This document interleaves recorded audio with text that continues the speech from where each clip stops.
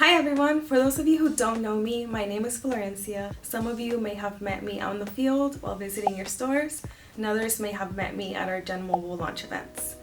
Our sales team has heard all of your feedback and concerns about an ongoing issue, how to port into genmobile. So I'm here today to explain how to easily and successfully port in a phone number and to talk about some helpful tips that you can do to expedite the process. Now let's get started. If a customer is requesting to port in their phone number to genmobile, the very first thing you need to do is make sure that the customer service with their current provider is active. The second thing you need to do is make sure that any port protection has been removed from the customer's account. If you or the customer are unsure, you can check by calling their current provider. The last thing you need to do is make sure that the following information shown on the screen is 100% correct. A very important step that I want to talk about is the complete address section. For the Blue Network, go to the USPS website here. You can also find this link in the description below this video. Begin by following the USPS format on the screen and enter the customer's original address. Once you have filled out the information, click Find at the bottom. USPS will then populate a list of results. Make sure that you select the first option. If you enter a field incorrectly, USPS will automatically provide you with the correct address. Be sure to use the first 5 digits of the zip code. Do not enter the additional 4 digits.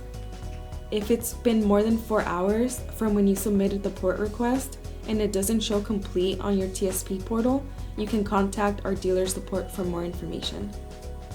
Once the port request has been completed from your end, it may take up to 48 hours for the current carrier to release the phone number. It could be as little as 2 or 5 hours, but please note that most phone numbers are generally released within 48 hours. Now, here are some helpful tips on how to expedite a number transfer. We covered the first 3 bullet points earlier, so I'm going to focus on the last 2 bullet points now. A critical tip for porting into the Blue Network is to make sure that the device you're using is VoLTE compatible and that it's not an international phone. For the last bullet point, if you submit another request for the same phone number within 48 hours, or if you attempt to port into genmobile right after you submitted a port request with a different carrier, all attempts will be rejected, and it might get stuck in limbo until the other carrier is able to release it. So please wait at least 48 hours before attempting another port request.